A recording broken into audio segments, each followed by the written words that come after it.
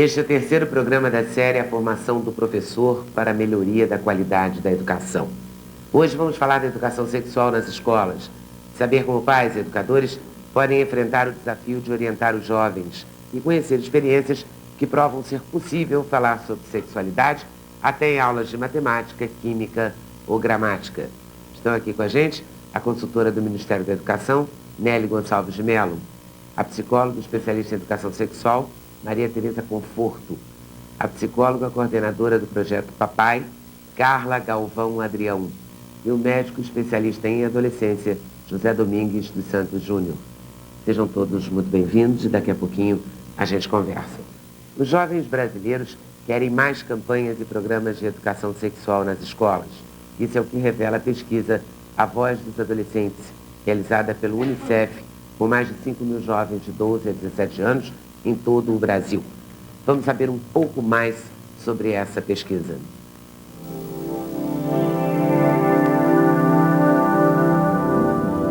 A sexualidade foi um dos temas abordados na pesquisa A Voz dos Adolescentes, elaborada pelo Unicef.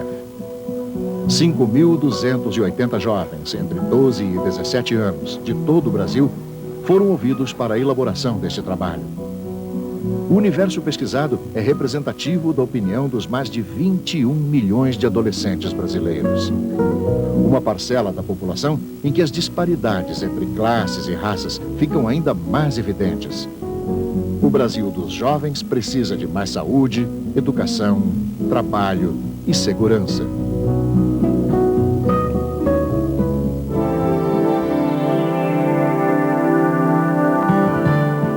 Segundo a pesquisa, os adolescentes brasileiros vivem num país que eles enxergam como violento, contraditório e injusto. Características que também se estendem ao terreno da sexualidade.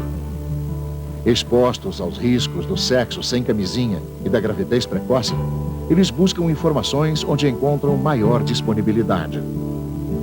Na busca por orientação sexual, é na família que os adolescentes acham informações mais esclarecedoras. Em segundo lugar vem a escola. Em terceiro, os amigos e a mídia. E em quarto, os postos de saúde.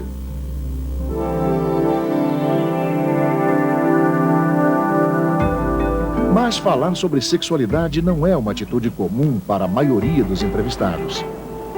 Quando são consideradas as classes sociais, observa-se também que quanto menor a renda, menos os jovens conversam sobre este tema. Entre os adolescentes que admitem ter discutido a própria sexualidade recentemente, os interlocutores foram, em primeiro lugar, os amigos. Depois vêm os familiares. Em terceiro lugar estão os namorados. E na última posição ficam os professores. Eu geralmente pergunto para meus amigos. Meus amigos me informam de tudo. Também a gente vê tudo pela televisão hoje em dia, né? Tudo que tem. Tinha aquela certa vergonha, né, que a gente sempre tem, que chegar aos pais e perguntar. E o único espaço assim, que a gente tinha realmente era nas escolas, quando aparecia alguma oficina de sexualidade, DST, e com os amigos, né? Só que as informações que os amigos passam pra gente não é aquela coisa certa, né? 100% verídica, né?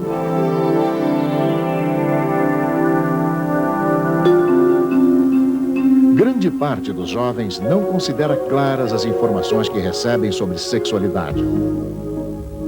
A escola, no entanto, é um destaque positivo. Os entrevistados apontam os professores como uma fonte confiável e clara de orientações sobre o tema. Lamentam, no entanto, a tímida existência de programas de educação sexual voltados para a juventude. Os jovens pedem, em primeiro lugar, mais campanhas de orientação através da mídia. E, em segundo lugar, o incremento de programas de educação sexual nas escolas. Apesar das aparências, os adolescentes brasileiros também classificam como pouco esclarecedoras as conversas que mantêm com os amigos sobre sexualidade.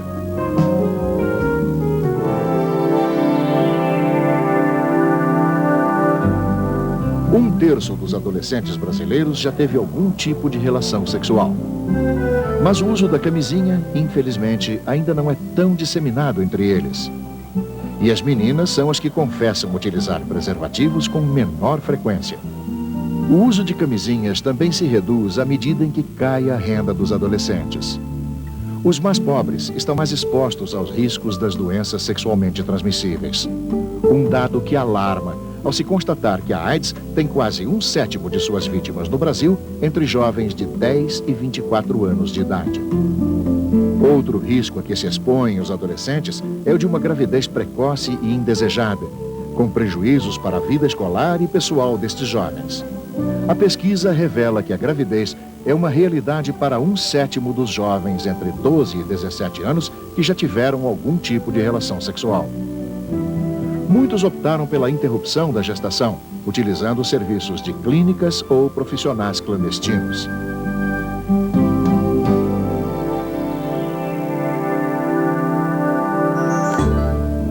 A pesquisa demonstra o que muitos professores já conhecem. A escola deve ser mais do que um espaço para o aprendizado formal de conteúdos educacionais. A escola é um espaço em que os adolescentes são preparados para a vida. E a sexualidade é parte importante do aprendizado dos jovens para a vida adulta. A educação hoje não é aquela educação formal. A educação hoje tem que ser aquela educação em que você joga na vivência do aluno. Ele tem que saber para quê e por que está aprendendo aquilo. E como ele pode aplicar dentro disso, de sua vida no cotidiano. Então, nunca é cedo para se falar sobre sexualidade.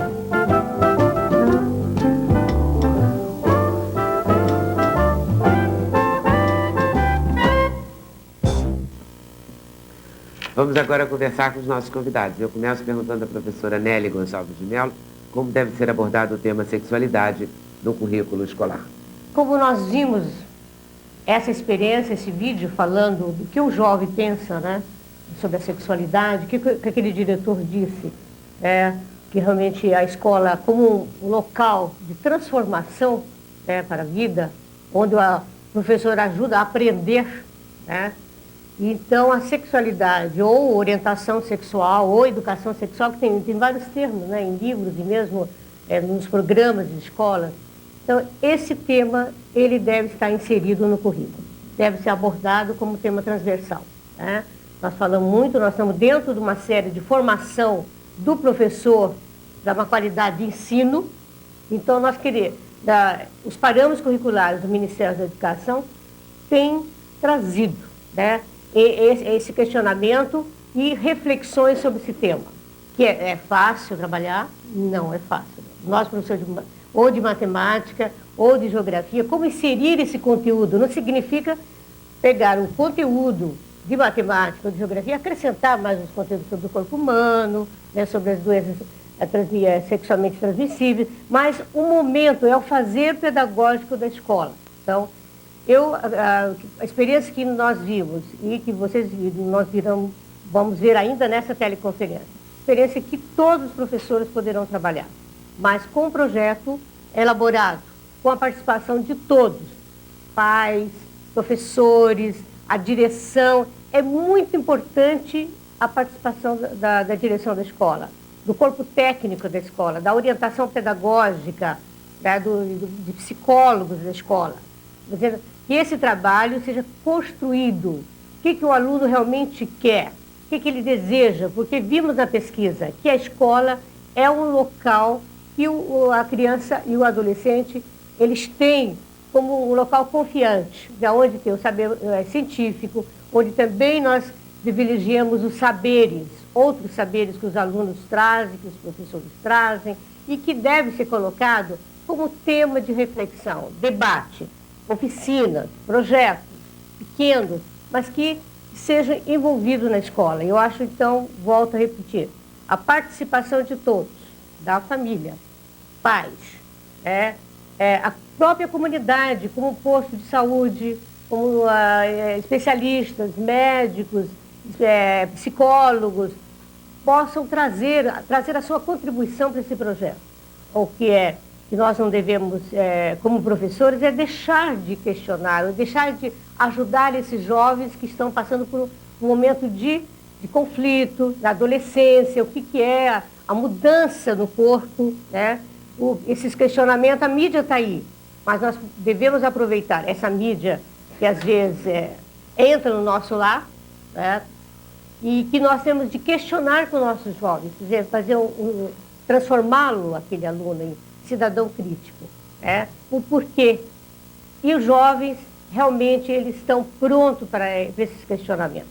Então, não é fácil abordar quando nossa formação de professores, nós não vimos nas nossas universidades esses temas transversais, de ambiente, saúde, orientação sexual, né, ética, pluralidade cultural, e de repente nós vamos ter que trabalhar com esses temas nas nossas aulas, nas nossas disciplinas, que já temos, nós temos tanto conteúdo para dar, mas é o grande segredo, é trabalhar um momento, não é dar o conteúdo, que nós vamos ter o professor de biologia ou de ciência na escola que pode nos ajudar. Agora eu vejo que nós, professores, necessitamos realmente de capacitação, formação. Essa teleconferência tem esse um dos motivos, mas tem tantos. Nós temos a TV Escola, que tem programas maravilhosos, vídeos, que realmente esses vídeos vão nos ajudar a discutir as questões da sexualidade na escola. Então, é um tema emergente, urgente, que nós não podemos fechar os olhos e dizer, não, esse aí é para professor de biologia.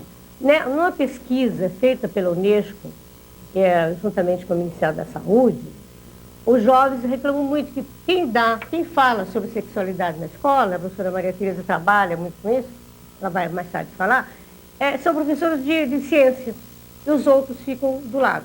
Ou então algum professor que queira trabalhar. Então, eu acho que é um momento da gente estar discutindo o envolvimento do corpo docente, da escola, da administração, para desenvolver um projeto específico, com datas, com feiras de ciência, não só com isso, não com palestras somente, porque palestras nós conhecemos muitas, são pontuais.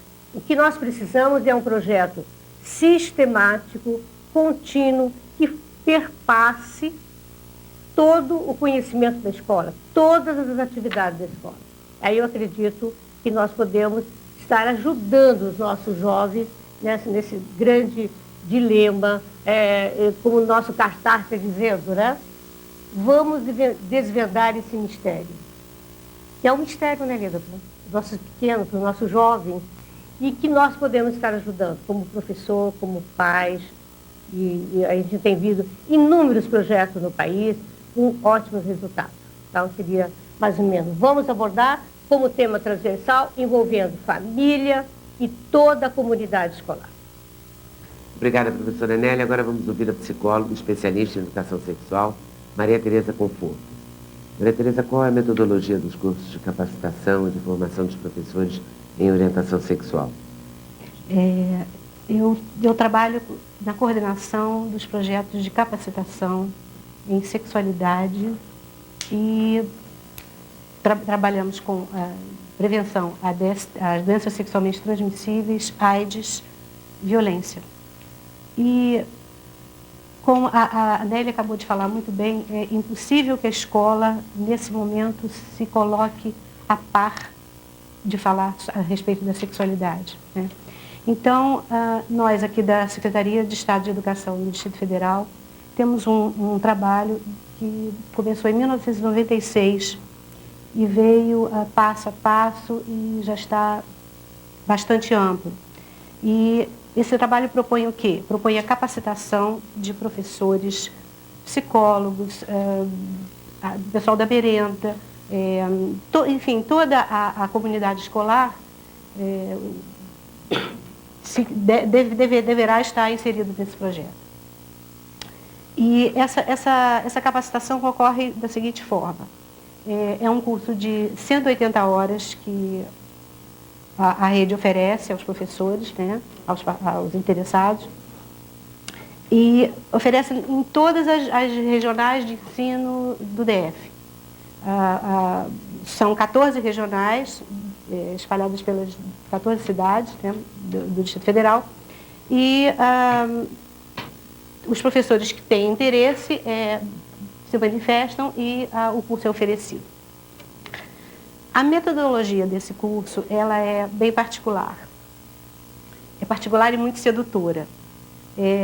É um curso de 180 horas dividido da seguinte forma. 69 horas são as horas presenciais, isto é, são as horas que o professor, né, o participante, tem de aula diretamente. O tipo de aula que a gente foge daquele tradicional de falar e o professor, aquela coisa.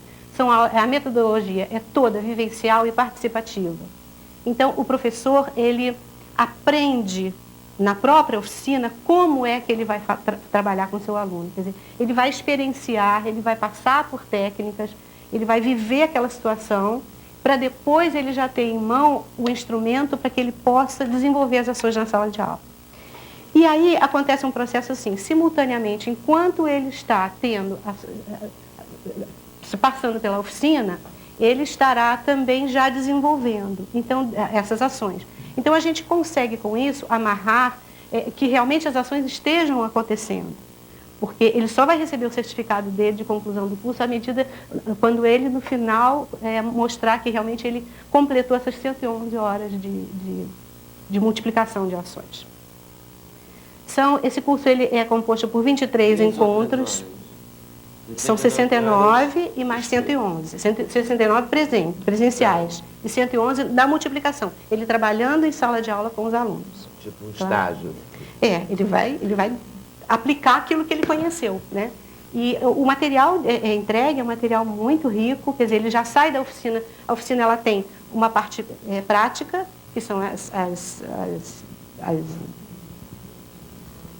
os temas desenvolvidos, as técnicas, né?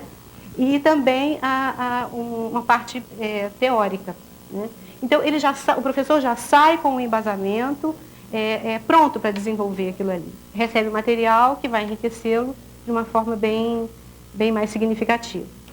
Então, os temas são 23, né? Basicamente, alguns deles, autoestima, sexualidade na infância, sexualidade na adolescência, prevenção a DST/AIDS, drogas, variações da sexualidade. Então, são temas realmente que interessam e que realmente a gente vai trabalhar em sala de aula, que é isso que o aluno está querendo, né? Então, a Nelly se referiu há pouco, que até há um tempo atrás, só o professor de ciências ou de biologia se preocupava em trabalhar o corpo, o corpo humano, né? E, no entanto, hoje em dia isso não é possível, porque nem sempre o professor de ciências ou de biologia é aquele professor que está mais próximo ao aluno, é aquele professor que oferece um diálogo mais franco e que o aluno consegue se aproximar dele. Então, é impossível o professor de matemática, professor de qualquer outra área, português, se o aluno chega com uma questão, eu estou sentindo tal coisa assim, ou está me acontecendo tal coisa assim, não dá para falar comigo não, procura o professor de ciências, né? Então, isso não se justifica mais. Então, a nossa proposta é essa, é capacitar, e os parâmetros curriculares propõem isso, né? Que o professor esteja pronto para discutir com o seu aluno qualquer tema relacionado à sexualidade. Ainda dentro da metodologia, é um curso que você trabalha com grupos pequenos, no máximo de 25 integrantes, né? Porque é um curso que propicia uma integração grande. E chega a um certo ponto do curso que as pessoas estão falando sobre dificuldades suas, sobre coisas, sobre histórias de vida. Então, é um grupo fechado. O momento que o grupo começa, ele não pode mais entrar ninguém de fora. Quer dizer, é um grupo seguro, as pessoas se sentem bem, né? E quando acaba, a pessoa diz, mas a gente queria mais, era só isso. Não dá para estender mais um pouquinho, porque realmente é um curso muito sedutor, muito sedutor. E a coisa mais interessante que a gente tem a dizer também é que é fundamental o trabalho integrado com os pais, né? É impossível a escola começar a desenvolver um trabalho desses tendo os pais de fora disso. Então, é importante que os pais sejam os primeiros a saberem o que vai acontecer na sala de aula, como é que esse professor vai abordar, porque é complicado para um pai, quem é essa pessoa que vai falar de sexualidade com o meu filho? Nem eu mesmo sei falar, como é que essa pessoa vai falar? Quem é essa pessoa, né? Então, o professor convoca os pais, trabalha com uma oficina, primeiramente, né? Mostra como é que vai ser, E aí, com certeza, o pai vai ver quem é essa pessoa, que a pessoa está capacitada e que vai desenvolver um bom trabalho com o seu filho. A Nélia se referiu aí à coisa da palestra. A gente já aboliu essa coisa da palestra já há muito tempo do nosso trabalho, porque realmente não funciona. Às vezes a gente é convocado, as escolas ligam, vem fazer uma palestra aqui na escola, tal, assim, sobre tal coisa. A gente sabe que não funciona porque reúne um grupo muito grande de pessoas. O adolescente brinca, o adolescente se cansa, presta atenção nos primeiros 5 minutos, depois não funciona. É uma pessoa de fora do grupo, então ninguém que está, nenhum adolescente ou nenhum aluno vai chegar e vai dizer, eu estou com tal problema, assim, você pode me ajudar? É muito complicado isso. Então, é a pessoa que está próxima mesmo. Então, é importante o trabalho do professor. Então, a nossa proposta é capacitar os professores de todas as áreas, para que eles estejam disponíveis para falar sobre sexualidade nas suas turmas. Ok, obrigada, Tereza. Vamos agora conversar com a psicóloga Carla Galvão Adrião. Ela é coordenadora do programa Papai. O que é isso, do projeto Programa Papai? Então, o Programa Papai existe há 5 anos já, né? Começou como um projeto na Universidade Federal de Pernambuco e há 2 anos e meio, mais ou menos, nós nos constituímos enquanto uma ONG. Então, a gente trabalha primordialmente com as questões de saúde e sexualidade a partir de uma perspectiva de gênero. Então, isso é bem fundante para delimitar e denominar o nosso trabalho. Por quê? Porque a gente trabalha também com a população masculina, preferencialmente. Trabalhamos com meninas também, mas preferencialmente o trabalho é voltado para os rapazes, masculina e jovem, né? População jovem. E trabalhar com gênero significa olhar para as relações, para o estar no mundo, para como as pessoas convivem no dia a dia, a partir da forma como elas se socializaram. Então, como meninos e meninas aprenderam a conviver no dia a dia, com seus pais, com sua família, na escola. E o que é que leva, por exemplo, os meninos a serem mais violentos quando já estão na juventude, a se suicidarem mais, a taxa de mortalidade em geral para os homens é maior, a quase 100% atualmente no Brasil a taxa de pessoas presas é masculina, então é menos de 1% de mulheres, se você for comparar quantitativamente com a quantidade de homens. Então, o que é que faz com que os homens, por exemplo, ajam ou se direcionem mais para uma forma de estar no mundo e as mulheres caminhem mais por um outro lado? Então, nós somos herdeiros do movimento feminista, né? E é importante dizer isso também, porque foi o movimento feminista que começou a dar visibilidade para algumas desigualdades que existem na sociedade, as desigualdades entre homens e mulheres. E a partir desse olhar de gênero, a gente percebe que essas desigualdades são importantes de serem visibilizadas para a gente pensar a própria sexualidade, a questão da reprodução, a formação e a constituição do sujeito mesmo. Porque a sexualidade, ela é fundante da subjetividade, do comportamento, da forma de agir desse sujeito. E essa sexualidade, ela não é somente biológica, ela é construída no cotidiano, ela é construída também nas relações. Então, por exemplo, os meninos vão ser levados a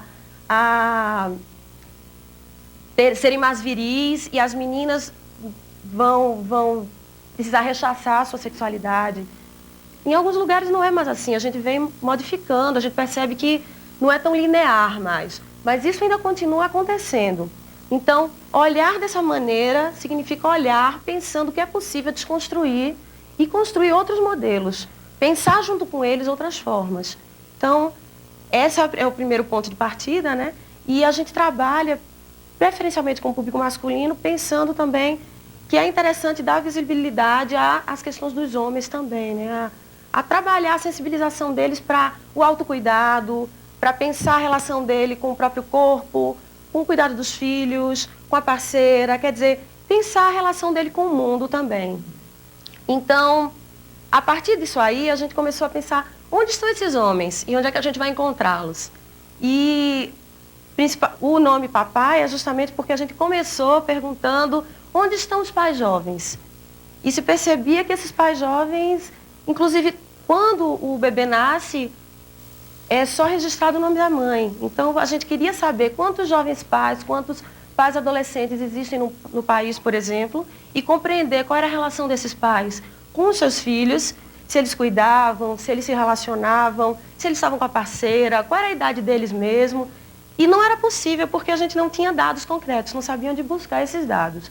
Então, a partir daí, a gente começou a trabalhar em alguns lugares, por exemplo, pré-natal das jovens, e procurar fazer trabalho com esses meninos.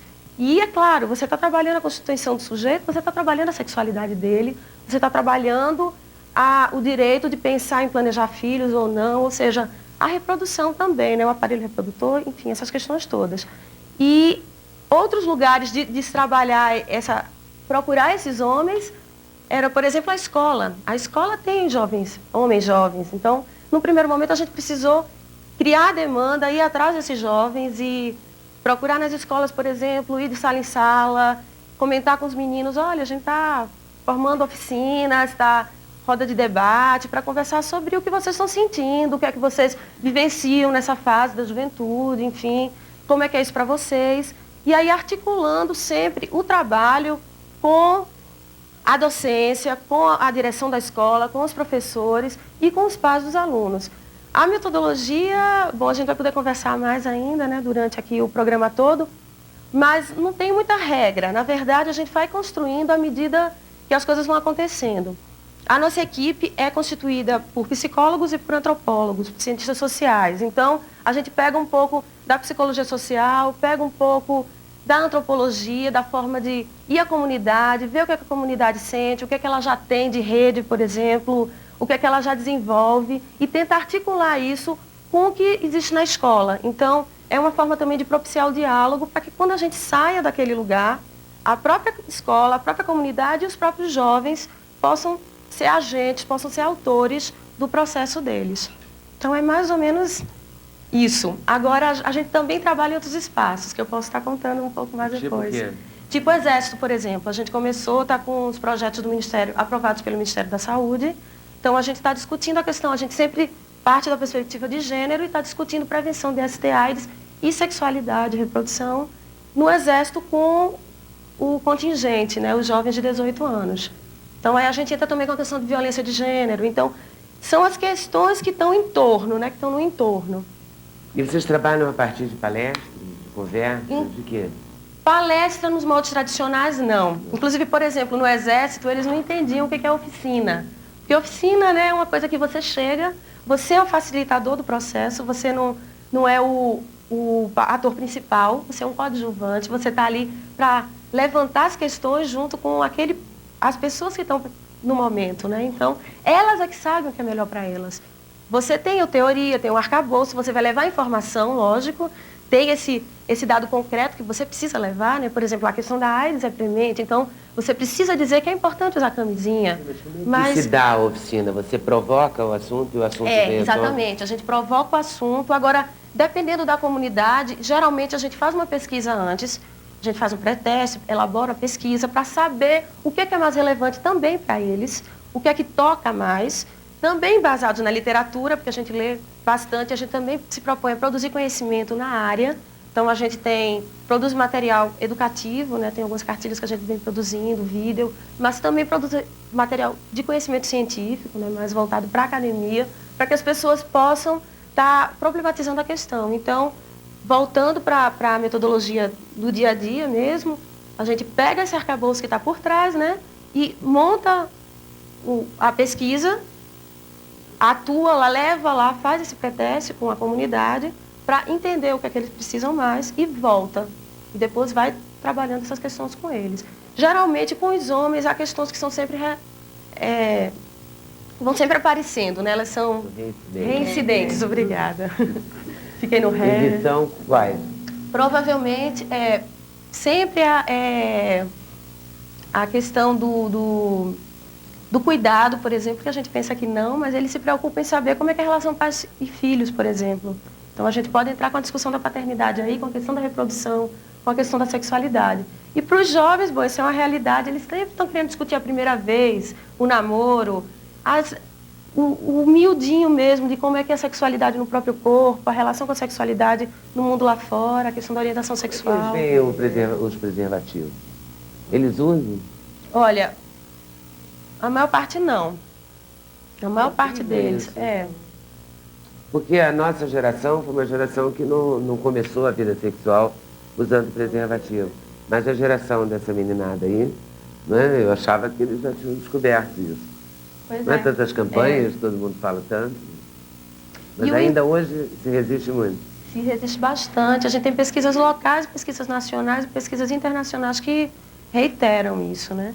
Agora, uma discussão que se faz atualmente é de que se você consegue levar o conhecimento e propiciar que esse jovem, na primeira vez dele, ele o utilize, a possibilidade, a probabilidade dele utilizar nas próximas relações é bem maior, entre 80% e 90%. Agora, lógico, comportamento, atitude, relacionamento é uma questão complicada porque ela muda, né, no cotidiano. Então, por mais que você tente controlar... E tem influências também, né? O pai que não usa, que diz que é bobagem.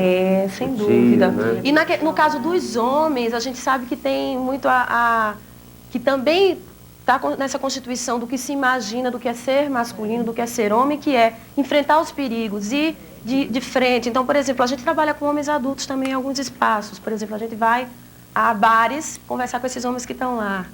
E aí, a partir daí, vai montando as rodas, leva a camisinha e tal, depois consegue fazer oficina com esses homens.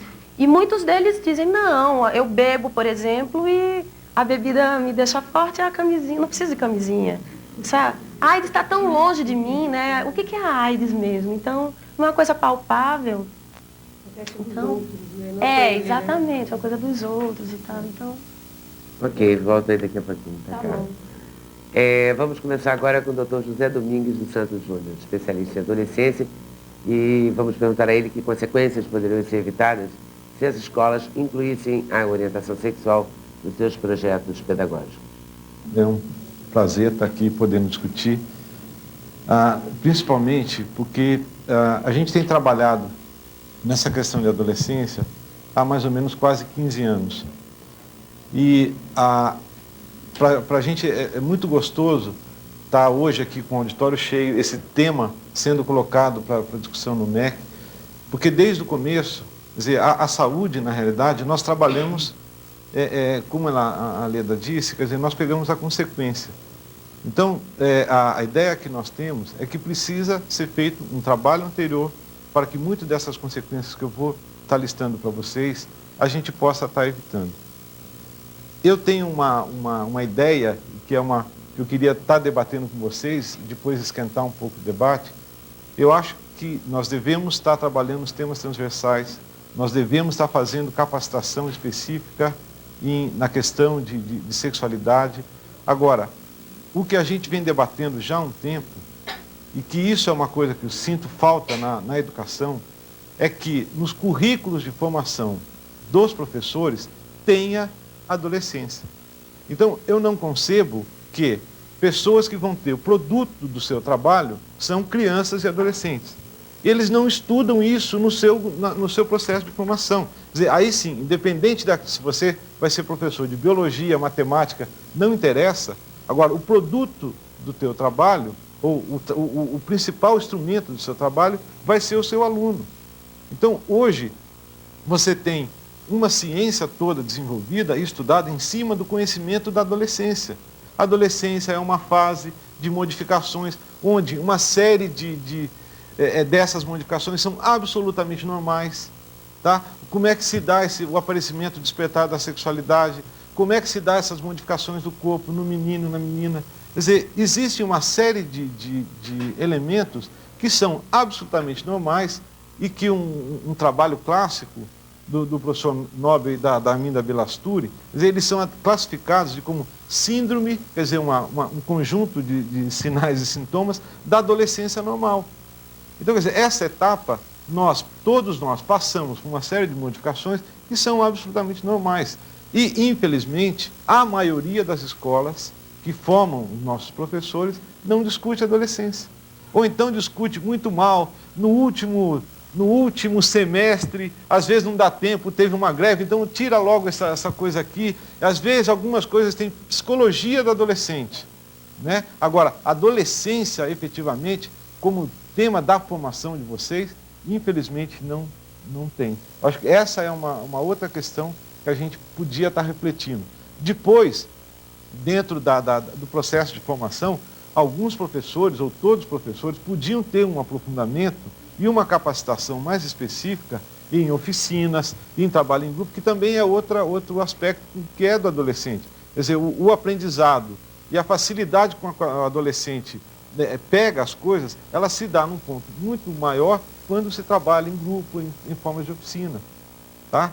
Então, acho que esses elementos hoje estariam faltando e a gente precisaria estar incluindo esse ponto na discussão da formação dos professores. Né? Só rapidamente relatando para vocês, nós tivemos uma experiência numa cidade satélite aqui, próximo ao Distrito Federal, a Ceilândia, onde nós trabalhamos alunos de escola normal. Quer dizer, essas alunos e alunas de escola normal, que também são adolescentes, estão ali no final da adolescente, mas também são adolescentes, e que depois vão também trabalhar com criança.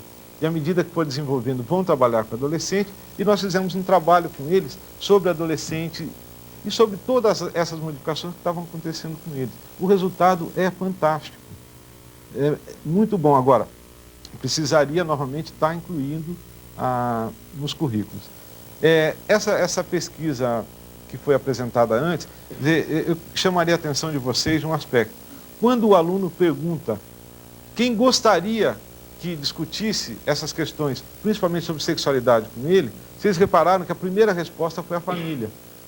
Há quase 10 anos atrás, quando ainda trabalhava em São Paulo, no Hospital das Clínicas, nós fizemos uma pesquisa e quando você pergunta quem trabalha, não quem você gostaria, aí sim, a primeiro lugar sobe amigos, mídia, jornal, revista, essas revistas especializadas em teen, que hoje nós temos um número muito grande.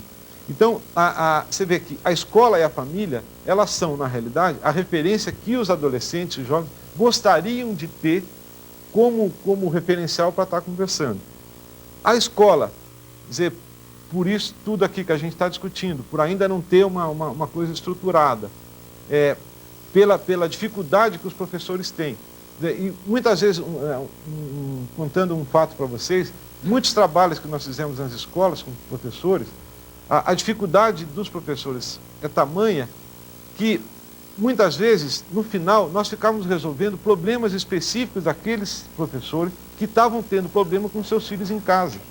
Então, quer dizer, eles não tinham um conhecimento razoável para estar trabalhando os seus alunos e também com muita dificuldade para estar trabalhando os seus filhos adolescentes em casa. Então, a escola é um lugar, talvez o lugar mais importante para a gente estar discutindo. Eu não gosto dessas comparações com países, mas, infelizmente, a gente tem que usar essas...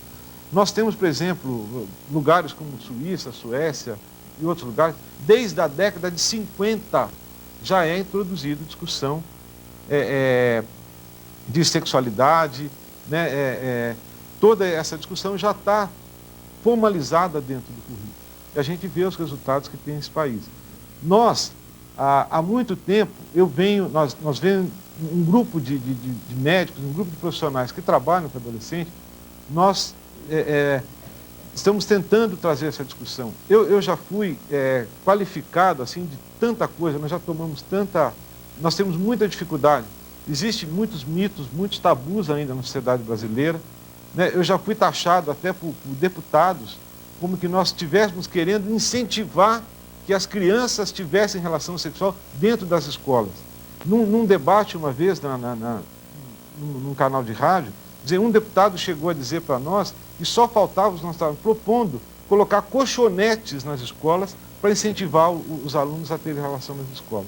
Então, não é uma tarefa fácil, não. Outro aspecto é a família. Tá? Nós sentimos que os adolescentes têm muita necessidade de estar conversando com seus pais. E nós temos que dar algum tipo de referência a gente. Eles pedem para a gente qual é a postura que você tem diante de determinadas coisas. Nós temos que falar. ou é contra, ou é a favor, ou orienta, ou alguma coisa nós estamos deixando os nossos filhos, não estamos discutindo com eles. Infelizmente, nós estamos tendo pouco tempo para conversar com nossos filhos. Todos nós, quer dizer, eu como médico, chego às vezes a ficar 2 dias sem encontrar com minhas filhas, quer dizer, nós não estamos, ela vê uma coisa, discute, aprende uma coisa na escola, ou no jornal, ou discute com um amigo, e ela não tem com quem debater isso. Eu acho que esse é o principal aspecto que está acontecendo hoje com a família. Muitos pais também não se vê em condições, preferem, não, deixa para lá, isso não é coisa para a gente discutir, não vamos conversar, ou coloca a questão de eu não tenho tempo. Estamos trabalhando muito, eu acho que isso muito em função da própria questão econômica do país, a gente tem que trabalhar muito, ter 1, 2, 3, 10 empregos, e a gente tem ficado muito pouco, nós estamos vivenciando muito pouco essa etapa de desenvolvimento dos nossos filhos. Não é só culpar, a culpa é do professor, acho que não, que é importante dessa discussão, que elementos que a gente poderia estar trazendo dentro do processo de formação dos professores, para que isso ocorra de uma maneira mais adequada, mais saudável, sem ser, quer dizer, se é um professor de matemática, eu não sou obrigatório estar discutindo essas questões. Ou pelo fato de ser professor de matemática, isso não me compete, isso é do professor de ciências, de biologia, o que ocorre ainda e ocorreu com maior frequência antigamente no Brasil. E, como a gente estava falando, quer dizer, o quadro hoje talvez é uma coisa que tem chamado muito a atenção, porque os dados estão muito pesados. Então, quando, no ano de 2000, só no SUS, só dos dados do Ministério da Saúde, só na rede SUS, nós tivemos, para vocês terem uma ideia, quase 800 mil partos em meninas de 15 a 19 anos. E tivemos 32 mil partos em meninas de 10 a 15 anos. Tá? Então, parece nada, sabe o que é? 32 mil partos. É assustador. Assustador. Considerando meninas entre 10 e 14, né, na realidade. Deus. São 32 mil partos, isso no SUS, registrado no SUS. Considerando no Brasil, subregistro, planos de saúde, outras redes, porventura, que possa ter, somadas ao SUS, nós estimamos hoje que dão à luz, não é que ficam grávidas, dão à luz por ano no Brasil em torno de 1 milhão de adolescentes. Tá? Mais ou menos nessa composição, em torno de 800 mil e alguma coisa, na faixa de 15 a 19. E esse número, e o que chama atenção, quando você faz uma série histórica da década de 80 para cá, todas as faixas etárias das mulheres têm diminuído o número de filhos. Quer dizer, a taxa de fecundidade das mulheres no Brasil como um todo, ela tem diminuído. Tá? A única faixa etária que tem uma curva ascendente é a adolescência. E mais assustador, essas de 10 a 15 é que vem, proporcionalmente, é que vem crescendo mais. Né? De 15 a 19, ela tem um pico de subida, mas ela tem uma curva ascendente não tão forte quanto as de 10 a 14. Então, isso tem mostrado que a atividade sexual no país, ela tem começado cada vez mais cedo. Isso é uma consequência disso. Tá? Então, acho que esse dado nu e cru, difícil da gente, né? Hoje, nós não temos dúvida, do ponto de vista na visão da saúde pública, a gravidez em adolescente hoje é um problema sério de saúde pública. É no Brasil e é em outros países. Esmiuçando um pouquinho mais para a gente terminar isso e depois a gente poder estar discutindo. Quando você estuda melhor essas meninas, aí nós vamos ver. E aí acho que entra uma parte importante da escola também. A maioria dessas meninas, elas estão periferia de grande centro, elas são de classes mais baixas e, ao contrário do que a gente pensou ou pensava há 10 anos atrás, aquela menina que engravida e sai da escola não é mais. Quem está engravidando ou já saiu da escola, já está fora da escola, ou tem uma disparidade entre a idade cronológica e a idade escolar muito importante.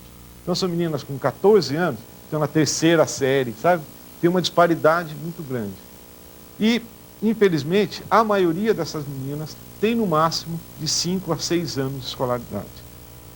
Hoje o IPEA, né, prova, tem dados específicos do IPEA, que é o Instituto de Pesquisa econômica, que a taxa de gravidez em adolescentes ela vai diminuindo sensivelmente à medida que você aumenta o tempo de escolaridade dessas meninas. Então, quando se tem aí o que seria um tempo ideal de 11 anos de escolaridade, a taxa para essas meninas é muito baixa. E à medida que você vai diminuindo o tempo de escolaridade, vai aumentando sensivelmente a taxa de gravidez nessas adolescentes. Que prova que a informação é um aliado importante para evitar esse absurdo, né, esse número de partos de 10 anos de idade. Nós temos essa dificuldade, quer dizer, que é um outro desafio que a gente vai ter que enfrentar, que nós vamos ter que informar, eu acho que a informação tem hoje, e nós precisamos, e aí cai uma crítica, e a saúde vai ter que ver isso, porque também nós ficamos falando para os jovens, use camisinha, faça isso, faça aquilo. E quando ele chega na unidade de saúde, não tem. Então, é uma coisa ainda para essa população cara, tá? Cara. Então, nós temos um discurso bonito, fazemos às vezes até algum trabalho bonito. Quando ele chega na unidade de saúde, dizer, primeiro, tem muita vergonha, o acesso dele é muito difícil. Chega, aí a pessoa que entrega fala, não, você é muito novo, vai para lá, vai para casa, entendeu? Quer dizer, passa a ter um preconceito e um tratamento, esse adolescente não volta mais. Ou volta depois, quando estiver grávida ou quando tiver algum outro problema. Então, essa é uma coisa que nós temos que pensar também. Nós temos que melhorar o acesso a métodos, né, contraceptivos e, principalmente, a camisinha, que é uma coisa básica que a gente poderia estar discutindo. Como é que o senhor entende a educação sexual na prática? Assim, como se deve fazer? Porque o assunto é tabu para todo mundo.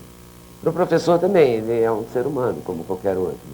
Ele também fica meio constrangido e tal. O professor de ciências e biologia abordou mais esse assunto por ele já estar falando do corpo humano. Ele ficava mais à vontade. Eu suponho que seja isso, não é? Porque mesmo em escolas padrão classe A e caríssimas, quem aborda a questão sexual é o professor de ciências ou o professor de biologia. Claro. Como é que seria isso? Porque uma professora, não é, do interior, que também tem lá os seus tabus, também tem lá as suas dificuldades para falar de sexo, até com seus próprios filhos, né? Como é que ela vai falar na sala de aula? Não é? Deve ser muito complicado isso. É complicado porque, primeiramente, você tem que, quando você vai falar de sexualidade humana, você vai falar da sua própria sexualidade. E muitas vezes você ainda não compreendeu bem, você não sabe lidar muito bem com a sua sexualidade. E como é que... Exatamente, você não aprendeu como é que se faz isso. Então você tem que tirar do nada, né? Eu tenho que saber desse momento na hora que o meu aluno chega. Então, é complicado isso. Então, a gente precisa tornar essa coisa, como fazer? É começar a fazer desde a pré-escola. Quer dizer, é começar a fazer em casa no momento em que o filho nasce, né? Mas, mais particularmente na escola, é começar na pré-escola, aprendendo o corpo, as partes do corpo, falando naturalmente sobre todas as partes que integram o corpo, né? E deixando, para a gente ver se consegue deixar esse tabu um pouquinho mais distante da gente, né? Porque é complicado, realmente, não é fácil. Não é fácil. Eu concordo, a Teresa está... os trabalhos aí, esses países que têm, ao contrário do que a gente pensa, você começar a trabalhar sexualidade, ou educação sexual, naquilo que a gente chama de uma adolescência mais tardia, que é importante que vocês entendam assim, a puberdade, quando começa a ter as modificações do corpo, isso que a gente chama de uma adolescência mais precoce, né? Ou uma adolescência, o início da adolescência. Depois, quando começa, todas essas modificações já ocorreram, desenvolvimento da mama nas meninas, o pênis já desenvolvido nos meninos, as meninas menstruando, enfim, o menino já com barba. Nessa etapa, se você quiser trabalhar nessa chamada adolescência tardia, não adianta. Eu acho que o resultado, do ponto de vista teórico, a sexualidade ela passa a existir dentro já do útero da mãe. Quer dizer, o quanto mais cedo a gente começa a trabalhar, é muito mais tranquilo, os resultados são muito melhores. Né? Então é isso, eu acho que para a escola, 7, 8 anos, você já tem que estar introduzindo. Né? E e você ir evoluindo segundo, inclusive, a necessidade das crianças. Muitas vezes a gente vê, que é uma outra coisa que a gente não concorda, então pega uma criança de 10 anos e coloca lá um quadro, ou passa filme, sabe, uns negócios que não é de preocupação dela. Como colocar uma camisinha, não sei o quê, uma criança de 10 anos, não tem... Ela tem que estar ser alertada a outras coisas, ser despertada a outra coisa, ao seu desenvolvimento normal da sua sexualidade. Então, seu amadurecimento. E à medida que você for... Corpo, né? As próprias Justamente. mudanças do corpo seja um gancho bom para introduzir os outros assuntos. A gente vê, assim, alguns erros, né, que as pessoas... Ela está sentindo nela, né? O corpo dela está se modificando, o dele. Isso.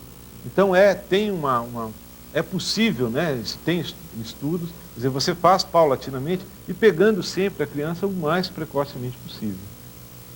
Os veículos de comunicação que são acusados de erotizar tanto, também podiam contribuir. Eu vou até ressaltar que vi, não sei nem o nome da novela, mas eu me lembro da atriz, que era Julia Lemertz, explicando, talvez alguém tenha visto a cena, explicando para uma garotinha, que eu acho que era a Cecília Darcy, mas eu não sei o nome do personagem, a menstruação, a primeira menstruação. E a cena e o texto foi belíssimo. Eu nunca tinha visto na televisão uma coisa tão bonita, tão cheia de poesia e tão madura. Foi acho que essa semana agora, talvez alguém tenha visto. Tem? No Beijo do Vampiro. Mas não foi, você viu a cena? Não foi bonita? Foi lindíssimo. Ela explicando e tal. Foi delicado e foi até poético. Foi bonito a beça. Então talvez outras iniciativas desse gênero, né? Como a gente avançou com a questão das drogas no Clone, talvez a gente possa avançar na questão da educação sexual numa novela, né? Usando a novela como uma professora da novela dando aula de educação sexual, sei lá, uma maneira de introduzir esse tema no Brasil. Parceria com a mídia seria muito interessante, seria uma parceria importante. Muito importante. Tem Vamos que lá, né? por isso, Vamos tentar, né? Quem sabe? Eu acho que a gente tem que ter uma estrutura... Lançamos ideia. Hein? Vamos lançar ideia. Porque essa cena foi linda. Eu, por exemplo, que nem Vamos tenho filha, chegar quer dizer, até nem estou envolvida com essa questão diretamente, fiquei comovida com a coisa tão bonita que eu vi. Eu acho que tem um papel nosso, enquanto servidor público, né? Enquanto nós temos que estar discutindo, estar introduzindo, e a gente espera uma mídia, algumas vezes, mais positiva, né? Positiva. Mais positiva. Estava na hora. Ainda bem, tem ocorrido algumas coisas muito legais, muito interessantes, e que, inclusive, a gente aproveita. Essa é uma forma. Então, você viu uma cena dessa, trabalha aquilo em sala de aula, né? Você trabalha, por exemplo, a questão da discussão da droga no Clone, ainda é importante porque traz para cá. E aí, como é que não é? Sabe, isso é uma questão, no morro, é classe média, como é que se dá isso? Enfim, eu acho que estar também discutindo as coisas do dia a dia. Na maioria das vezes o resultado é bem melhor. E a gente podia também começar a aprender a fazer uma coisa que os americanos fazem, que é apoiar, né? Eles usam um produto que apoia a causa tal. A gente talvez escrever, né, um e-mail, sugerir a outra pessoa, elogiar uma cena dessa para ver se provoca no autor, né, a vontade de escrever outras coisas do gênero. Obrigada. Só uma coisa que eu gostaria de voltar, que nós falamos aqui, acerca do professor de biologia e de ciências, né, que tratava, né, que trata do corpo. Então, entre aspas, esse seria o professor mais adequado para falar, né, já que ele está lidando com o corpo. E o que sempre aconteceu é o seguinte, é que esse professor, ele fala do corpo, ele fala dos órgãos, da composição dos aparelhos, mas não fala do que o aluno quer. O aluno quer falar das emoções ligadas à sexualidade. E isso nunca foi levado, né? A coisa era tratada muito assim, fisiologicamente, biologicamente, né? Então, aí o desencontro. Bom, nós estamos apresentando o terceiro programa da série Formação do Professor, hoje debatendo a educação sexual nas escolas. Este programa faz parte do Acordo Brasil-Unesco. O projeto Amor à Vida, do Estado do Ceará, está conseguindo dar orientação sexual aos adolescentes a partir da integração de pais, professores e profissionais de saúde. Nós vamos ver agora como esse projeto funciona.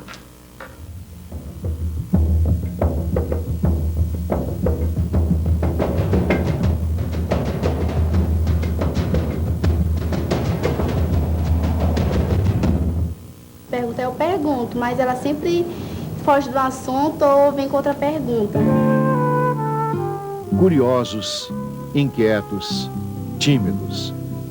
Os adolescentes são assim. Conseguem reunir, nesta fase da vida, características aparentemente contraditórias e que podem ser resumidas em uma só palavra: conflito. Trabalhar com estes jovens questões como a sexualidade é um desafio para professores, pais e profissionais de saúde.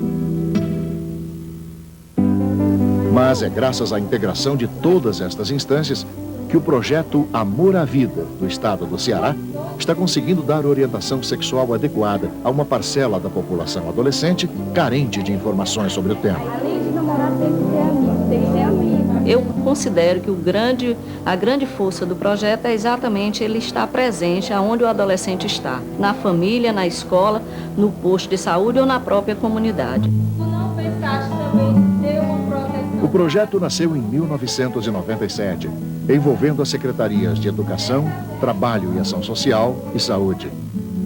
Com o apoio do Fundo de População das Nações Unidas, foi possível desenvolver uma metodologia de trabalho que leva às escolas temas como o corpo humano, saúde reprodutiva, gravidez e contracepção, doenças sexualmente transmissíveis, gênero, família, homossexualidade, discriminação e violência. O Amor à Vida está mostrando que questões ligadas à sexualidade também podem ser discutidas em meio a lições de matemática, química ou gramática. Qual é a relação que esse texto que eu vou entregar a vocês tem com sexualidade? Eu achei estranho que na aula de português uma professora abriu um espaço para falar de sexo, mas também achei muito interessante e gostei. Para a gente falar sobre sexualidade na aula de português, usei material muito simples. Tarjetas coloridas, que eles escreveram qual era a palavra que lembrava sexualidade, e utilizei de cores, que era exatamente para depois a gente poder dividir o grupo em cores. Então eles conversaram, falaram sobre essas palavras que lembravam sexualidade, e em seguida eu trouxe diversos portadores de textos, reportagens, músicas, propaganda, narrativa, que abordavam também o tema sexualidade e que, além deles se informarem mais sobre esse tema, eles também puderam ver as características de cada texto, o que é uma característica de uma narrativa, de uma poesia, de uma reportagem e da propaganda. É assim, de forma transversal, que temas como este são explorados em sala de aula pelos professores do Ceará. É claro que nem todos têm tanta facilidade para abordar o tema em meio ao conteúdo programático da disciplina.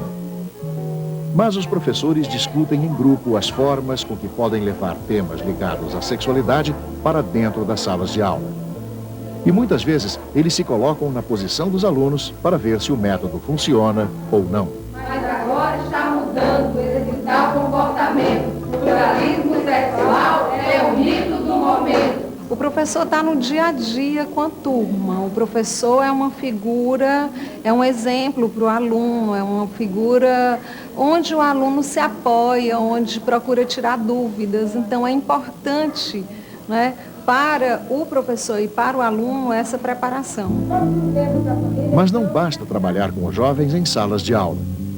O projeto também leva orientações sexuais aos pais desses adolescentes. Não tenho vergonha não, minha filha, já tive. Não tenho mais vergonha não. Perdi a vergonha, né? Porque a gente vai tendo filho da gente e vai perdendo a vergonha, né? A gente tem que conversar com os filhos da gente, né? Não há nada, vocês é que vão me dar opiniões. Oficinas desenvolvidas para os alunos, com a ajuda de adolescentes multiplicadores, também abordam assuntos ligados à sexualidade. Me pergunto, será o que eu devo fazer, o meu gosto ou o gosto dos meus pais? As oficinas acontecem nas próprias escolas e dão aos jovens uma oportunidade de discutir, de igual para igual, assuntos que fazem parte do cotidiano de todos eles. O que falta na minha família, sempre quando os alunos eles puxam conversa, certo? Eles começam a ter curiosidade, certo? Então eles passam ao professor e nós passamos a ter esse tipo de conversa com relação à educação sexual. Transversalidade, intersetorialidade, dedicação. São estes os segredos deste projeto, que está oferecendo ao adolescente cearense a oportunidade de conhecer, discutir e refletir sobre a própria sexualidade.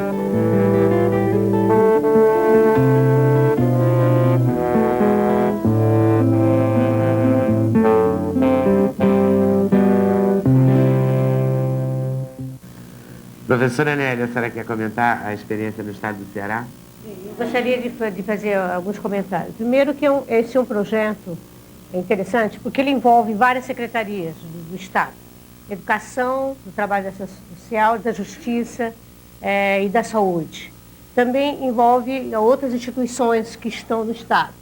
É um projeto do Estado, não é só da capital, envolve mais de 100 escolas, se eu não me engano, e tem uma participação muito grande da família. É um projeto que cuida também da capacitação, que é esse problema que a gente estava discutindo até pouco, que é esse professor que não se sente preparado. Então, existe um projeto de capacitação dos professores, com atividade de oficinas e também oficina para os jovens. Vocês viram a fala dos jovens, eles passam por um treinamento, por reflexões, e eu vi uma aula de jovens, fantástico, o menino dizer, né, isso que nós estamos fazendo aqui, eles falando o que eles pensam da sexualidade, como é que é na família, qual o medo de falar com a mãe, com o pai. Então, é uma oficina para reflexões. Eu acho que é um projeto que envolve, e essa professora de português, que é interessante, o medo da gente, quando não é de biologia ou de ciência, é trabalhar com esse tema. A professora de português, né, faz esse trabalho na aula com uma metodologia bastante participativa, vocês viram no vídeo. Então, tentando fazer um trabalho de transversalidade, e isso é muito importante. Então, é um projeto, claro que esse é um que nós estamos mostrando, existe inúmeros outros projetos que estão sendo desenvolvidos no país todo. Mas tem a participação da família, o conteúdo, a capacitação dos professores, o conteúdo que os jovens querem, porque na montagem do projeto da escola é também a vontade do adolescente e dos pais também em crescer juntos. Então, parabéns ao Ceará por esse projeto e outros que nós não pudemos mostrar, né? Então, acho que, Leda, é um projeto naquilo que nós estamos discutindo, que é possível. É difícil, mas é possível. Vamos então agora às perguntas. Vamos começar as perguntas. Vou começar com uma pergunta que vem da Coordenação de Teleeducação da Secretaria Estadual de Educação da Paraíba. Dos temas transversais, a nossa maior dificuldade tem sido trabalhar a orientação sexual, não por parte dos alunos, mas sim por docentes e pais. Qual a atitude do professor que enxerga a necessidade de abordar o tema e não pode desenvolvê-lo por resistência de pais, professores e técnicos envolvidos no processo? Quem quer responder? Pode ser. Bom, eu acredito que não existe uma receita para esse tipo de trabalho, né? Mas, de qualquer forma, na nossa experiência, o que a gente vem desenvolvendo com os professores lá em Recife, em Pernambuco, na região metropolitana de Recife, os professores, em geral, alguns deles enfrentam dificuldades, sim, porque a diretoria não está interessada, ou porque a carga horária que os professores e os profissionais de educação têm, em geral, é muito complicada também, dão aula em mais de um colégio ao mesmo tempo e tal, quer dizer, há uma desarticulação. Mas o trabalho em rede ainda é a grande alternativa, pelo menos nessas experiências que a gente tem encontrado. Então, por exemplo, a Secretaria de Saúde e Educação do Estado vinha desenvolvendo algumas oficinas com os professores para discutir os temas transversais. Nesses momentos, esses professores se encontravam e tinham espaço para estar trocando. Aqueles que não se interessavam pelo tema e aqueles que se interessavam. Então, aquele professor que tinha interesse e não tinha apoio dos outros, dos demais, poderia utilizar esse espaço para isso. Na própria reunião deles, que dependendo da escola, é uma vez por mês ou uma vez a cada semestre, depende. Nesse espaço também encontrar um momento que possa estar trazendo essa discussão ou trazendo um profissional de fora para estar falando. E nos momentos mesmo com a direção, momentos pequenos, que aparentemente parecem fugazes, parecem que são momentos que não são muito importantes, mas são os momentos, são os disponíveis. Então, é aproveitar cada espaço, né? E, bom, a resistência é realmente grande, mas vai existir. Eu acho assim, rapidamente, as experiências que a gente tem visto é convocar os pais para participar. A gente não pode tentar trabalhar só combinando as coisas dentro da escola. E muitas vezes as crianças chegam em casa, começam a fazer pergunta e o pai se vê. Primeiro, ele não sabe o que está acontecendo na escola e ele também tem. Então, acho que a ideia é tentar fazer aí ver um dia à noite, um final de semana, e tentar ampliar a discussão e não esconder dos pais, quer dizer, muito pelo contrário, trazer os pais para participar e o resultado vai ser bem melhor. Eu queria trazer para essa discussão uma professora de educação sexual que está no auditório, a Johnny. Exatamente, o microfone está ali com aquele rapaz vermelho, passa para ela. Exatamente porque ela colocou para mim essa dificuldade dela como professora de abordar esse tema. Eu acho que a hora é essa. Bom, eu sou especialista em educação sexual, trabalho com sexóloga, trabalho nisso desde 94. E a maior dificuldade que eu encontro e a minha equipe é de conseguir realmente desenvolver um trabalho dentro das escolas, principalmente escolas particulares, de formação de professores. Porque a questão é a seguinte, existe a resistência e a justificativa é em torno de não tem tempo para preparar professores. O conteúdo é muito, o conteúdo programático é extenso, então como arrumar tempo para preparar professores? Porque a nossa equipe acredita o seguinte, que é o professor que está mais capacitado para poder, vocês já disseram isso e a gente consente, né, para poder desenvolver esse trabalho. Agora, o professor precisa estar capacitado. O professor que não tem conhecimento, ele vai fazer um estrago, como vem fazendo, na verdade. O aluno pergunta, ou ele não sabe, ou ele fala com os parcos conhecimentos que ele tem, muitas vezes, preconceituosos, cheios de tabu e aquelas dificuldades todas que nós sabemos.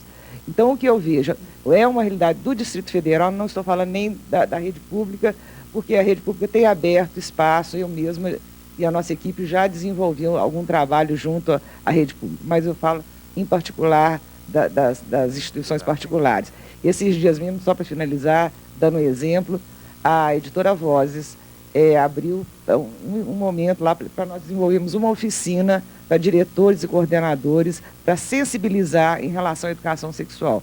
Teve 2 inscrições e era uma coisa assim, de pagar R$20. Então eu que venho aqui, sabe, a minha até indignação com relação a isso, porque a vontade de trabalhar e capacitar professores existe. E existe aqui no Distrito Federal 2 institutos que formam especialistas em educação sexual só para isso, né? Então a gente fica muito triste. Obrigada.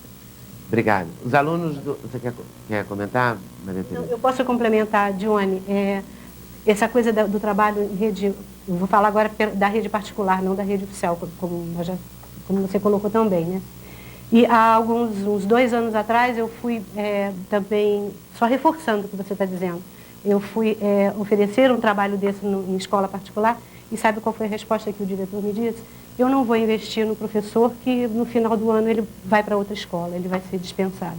Então não vale a pena eu investir, pagar um curso desses para um professor que de repente não vai ficar na minha escola. Ok. Alunos do ensino médio do teleposto Dr. Télio Barreto, de Macaé, no estado do Rio, perguntam: de que forma os alunos podem estar solicitando à equipe de professores o trabalho com o tema sexualidade? Quem quer responder? Aí é uma necessidade ótima, né? Os alunos estão sentindo necessidade. Conversar com a direção da escola, eu acho que é a primeira coisa, envolver todo o corpo docente da escola, a orientação sexual, a orientação pedagógica e fazer o pedido. E essa escola ir atrás, ver como capacitar. A TV Escola, existe vídeos, agora, como diz o Dr. José Domingos, não adianta colocar só o vídeo, né? E deixar rolar o tempo na escola. Quer dizer, utilizar bem esse material. Mas eu acho que o aluno, tendo essa necessidade, vai à escola, procura meios que esses professores se capacitam e os alunos se envolvem em oficinas. Existe muita gente trabalhando no país, como nós vimos aqui, né? Esses exemplos e nas falas das pessoas. Posso só interromper um pouquinho? Uma coisa bem, eu acho que eficiente seria, os alunos poderiam elaborar uma caixinha, né, de perguntas e que as perguntas seriam colocadas ali e os professores avaliariam, quer dizer, a própria direção da escola, olha que tipo de questões estão sendo levantadas, né? Então é uma forma de dizer, ó, realmente a gente tem que fazer alguma coisa, olha o que está sendo apresentado aqui. Uma coisa bem concreta, né? Bem concreta. Gostei. Diretoria Regional de Educação de Irecê, na Bahia. Como abordar esse tema nas escolas sem correr o risco de estar contribuindo com o despertar da curiosidade? Zé, eu sabia que essa pergunta quer dizer, existe essa ideia de que quando você leva esse tema para ser discutido nas escolas, você estaria incentivando, né? Quer dizer, isso é uma ideia antiga, isso já está aprovado, não tem trabalhos, vários trabalhos no mundo todo, inclusive no Brasil, muito pelo contrário. Quando você desmistifica, quando você coloca de uma maneira clara, quando você trata esse aluno, sabe, normalmente, então a gente sabe que diminui a curiosidade, diminui a ansiedade, ele vai adquirir conhecimentos que quando um dia ele for efetivamente exercer a sua sexualidade com relação à relação sexual, vai ser muito mais tranquilo, sabe, muito menos traumático, muito mais responsável. Eu acho que essa é a palavra. A gente instrumentaliza o aluno para que ele possa exercer a sua sexualidade ampla, geral e restrita de uma maneira muito mais responsável. Então, muito pelo contrário. Ok, vamos agora a uma pergunta do auditório. Meu nome é Misael, eu sou professor da Escola Classe 9 de Planaltina, DF. Bem, muitas vezes a gente vê que a escola ela é refém dos conteúdos, né? Até mesmo os nossos governantes, eles exigem índices de aprovação ou de reprovação. E aí a gente vê o quê? Professores que não têm tempo, nem sequer de se reunir nas suas escolas, né? Porque são cobradas outras coisas deles. Então, de quem é a culpa? É só dos professores? E o que pode ser feito para que os nossos governantes também se envolvam nesse processo e nos ajudem a orientar e informar, principalmente temas como este, da orientação sexual? Quem vai responder? Gostaria de começar, que eu vejo a Maria Tereza, que trabalha com os professores na Fundação, né, educacional, mas eu acho que isso, professor, que está perguntando, falta de tempo, excesso de conteúdo, né, isso realmente é uma realidade. Agora nós temos de passar, de questionar tudo isso. Que conteúdo que nós estamos dando para os nossos alunos, que tempo.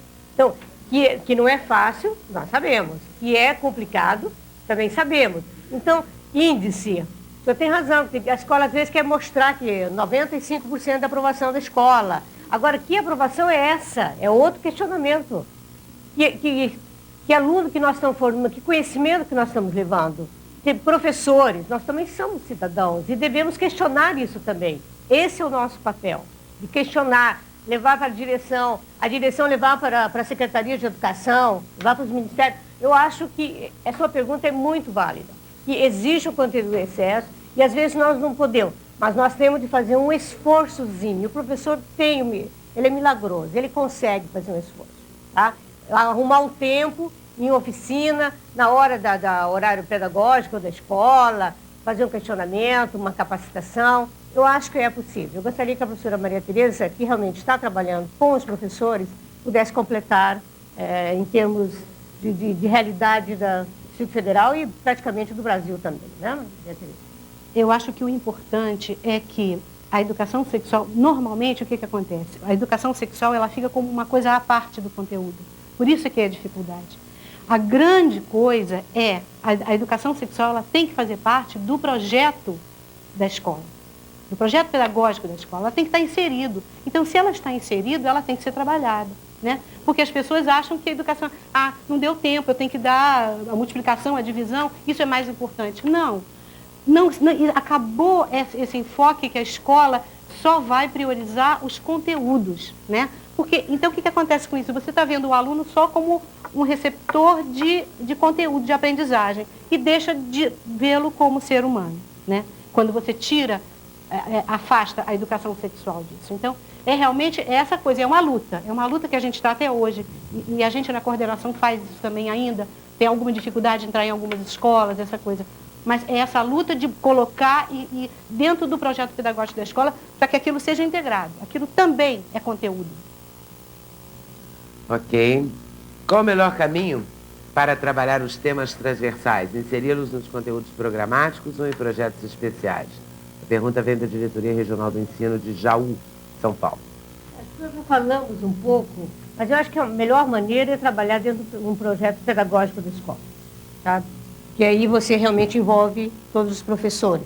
Aí existe também a possibilidade, de, mesmo sugerindo pelos parâmetros curriculares, um espaço específico, que aí teria um professor coordenador, né, capacitado, que fez um curso de formação, junto com os demais, dedicar alguns momentos na semana os conteúdos de sexualidade. Mas eu acho que o projeto pedagógico, quando é planejado pela escola e com envolvimento, que o doutor José lembrou muito bem, que realmente não adianta falarmos em sexualidade na escola quando a família nem sabe o que está acontecendo. Entendeu? Então, é esse projeto pedagógico, ele é bem, tem de fechar, escola e família. Então, eu acho que o caminho é por aí, um projeto dentro da escola, e que aí evitaria até a pergunta anterior do professor. Nós não ficaríamos só pensando em índice de aprovação e falta de tempo. Maria Tereza, como trabalhar sexualidade dentro de uma sala de aula onde as turmas são multisseriadas, com primeira, segunda, terceira e quarta séries? A pergunta vem da Secretaria Municipal de Educação de Leme do Prado, Minas Gerais. Veja bem, não tem como se fazer um trabalho único numa turma multisseriada, né? Então, tem que ser desenvolvido um trabalho de grupos, né? Então, vamos separar por faixa etária ou por série, depende por interesses, né? E você vai trabalhar aprofundando de acordo com a idade, o conhecimento daquele aluno. Quer dizer, não tem como você reunir e discutir como nós estamos fazendo aqui. O trabalho tem que ser particularizado de acordo com o interesse de cada grupo. Carla, Secretaria Municipal de Educação de Lençóis Paulista, São Paulo. Quando se trata de educação sexual, qual o trabalho que pode ser desenvolvido em conjunto entre a escola e a família? Certo. A família é sempre a grande dificuldade, né? Os professores em geral, a direção das escolas que a gente vem trabalhando, sempre colocam a dificuldade desses pais estarem vindo à escola. E atualmente o que a gente vem fazendo e tentando nas comunidades que a gente vem trabalhando é trazer a escola para a comunidade, que também não é uma novidade, mas que é uma coisa que vem dando bastante certo. Ou seja, você poder ir para a comunidade através de visitas domiciliares mesmo, através de contato com o clube de mães, associação de moradores, colocar as questões para poder, a partir deles, da demanda da comunidade também, fazer com que eles percebam a importância de estarem dentro da escola. Então, por exemplo, o espaço da escola aberta é um espaço super interessante, tudo bem, é mais tempo que o professor e que é mais carga horária, né, para esse professor que já trabalha tanto, mas é um espaço muito interessante de diálogo com a comunidade também. Porque você começa a mostrar para a comunidade que a escola é dela. Então, ela se apropria. Então, a comunidade é a família, né? Então, essa relação. Temos uma pergunta do auditório? Meu nome é Edmilson, eu sou estudante do SESB em Valparaíso. A campanha Use Camisinha não aumenta o incentivo de sexo na adolescência? E não seria melhor uma campanha mais intensa sobre a sexualidade e as doenças sexualmente transmissíveis? Quem quer responder? É um pouquinho parecida com aquela questão que a gente estaria incentivando. Nós achamos, e existem trabalhos também que mostram que não. O ideal seria que as coisas acontecessem concomitantemente. Quer dizer, quando você trabalha a sexualidade, né, é aquilo que eu falei, você passa a também compartilhar responsabilidades, né? Porque a gente sempre trabalha com adolescente, que é isso, a sexualidade e principalmente a relação sexual, e nós não podemos negar aqui que é uma coisa boa, isso é uma coisa gostosa, prazerosa.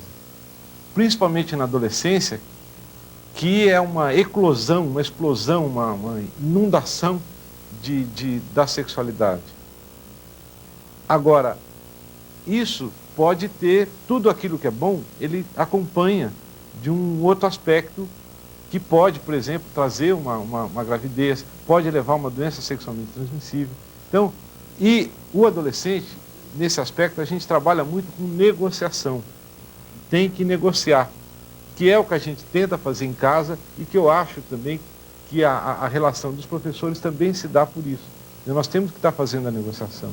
Então, o ideal, respondendo a sua pergunta claramente, é você está tendo toda essa atividade que nós estamos colocando aqui, da discussão, da educação sexual, respeitando tendo um início mais cedo possível, em torno de 7, 8, no máximo 10 anos de idade, tá? E também não deixar de estar discutindo a importância da utilização, né, e da responsabilidade na utilização da camisinha quando for ter relação sexual. Uma pergunta que vem da Diretoria de Orientação Técnica da Secretaria Municipal de Educação de São Paulo. Quais os caminhos possíveis para o desenvolvimento do trabalho em sala de aula com o conceito de educação sexual? Que sugestões são dadas pelo MEC para esse trabalho prático com as áreas do conhecimento?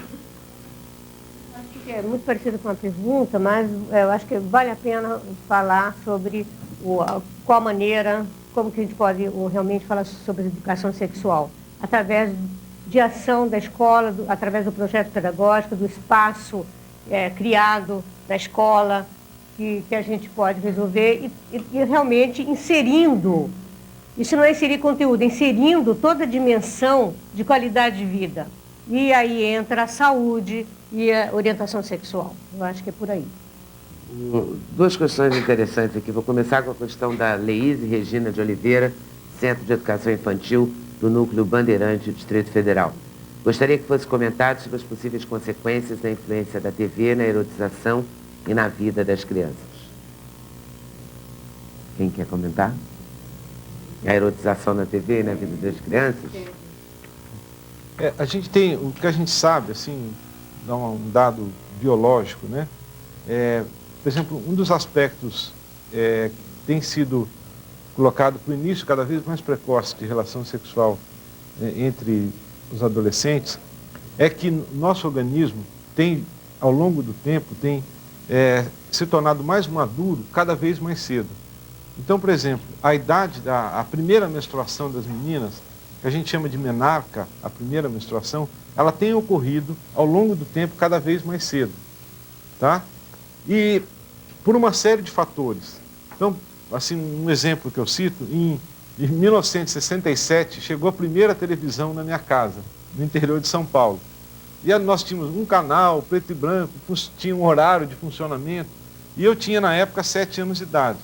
A minha filha, quando tinha 7 anos de idade, ela já tinha em casa televisão a cabo, não sei quantos canais, mexia em computador, o estímulo visual das ruas, dizer, e a própria alimentação, são coisas hoje que têm determinado esse amadurecimento mais cedo das crianças. Tá? Então isso é um fato biológico que tem acontecido.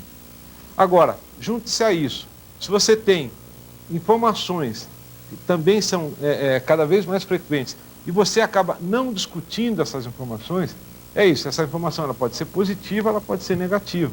E muitas vezes ela tem sido de uma maneira negativa. Outro aspecto é a questão de modismo, né, que não estaria diretamente relacionado a um posicionamento da mídia. Então nós vivemos historicamente modismos, né? E o adolescente se prende muito tendo o grupo como referência. Então, hoje, é mais comum, mesmo em adolescentes universitárias, de, por exemplo, você ter relação mais cedo, como um aspecto de modismo, como um aspecto legal, como uma coisa, né? Não moderna. Como... moderna, isso. Então, esse é um modismo que nós entendemos que não é legal, não é positivo. E aí sim a mídia pode estar incentivando. Assim como modelos de corpo, quer dizer, hoje o padrão malhado, não sei o quê, o padrão, como é que chama essa? A Gisele Bündchen.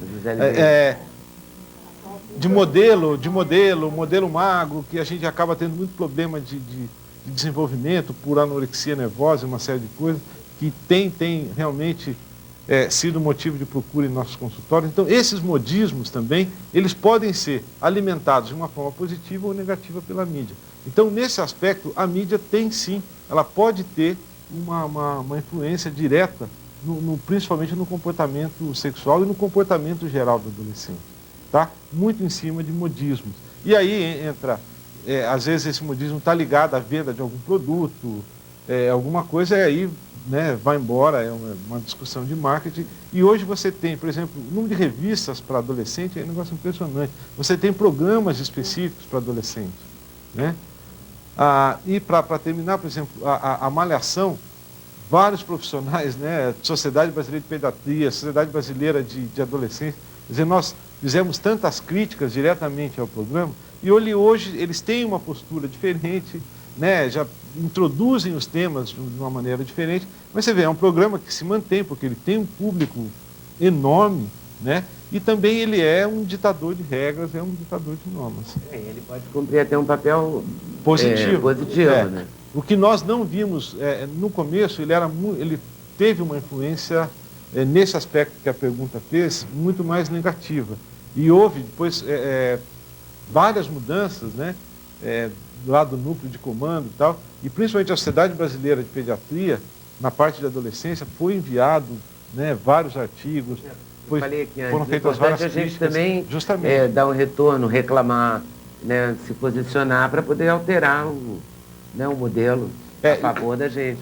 E se vocês verem, quer dizer, as poucas vezes que a gente também tem tempo de ver, às vezes com os filhos, eles, quando abordam qualquer questão de relação sexual, sempre está introduzida a camisinha. Isso é uma coisa positiva que o programa específico Malhação tem introduzido. Ok, uma questão colocada pela Maria de Fátima Chagas, do Centro de Ensino Fundamental de São José, São Sebastião, Distrito Federal.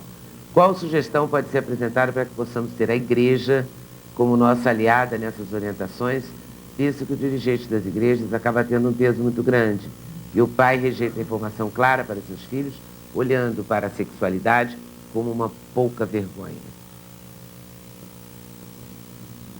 A igreja é a nossa parceira, Eu acho que a gente tem que ter um diálogo. E, claro, que o respeito também pelas culturas, pelas religiões. Não é muito fácil, Maria Tereza, trabalhar com esse tema, mas eu acho que não podemos desistir. Acho que a gente tem realmente de estar conversando com toda a sociedade, porque não adianta fechar os olhos e as coisas estão acontecendo. O número de gravidez que o Dr. José Domingos nos coloca hoje é sério. Então, eu acho que a gente teria realmente esse ensino, essa educação, essa formação, teria também de trazer os parceiros, mas com respeito essa pluralidade, essa diversidade também cultural, religiosa. Eu acho que a gente tem que considerar isso também.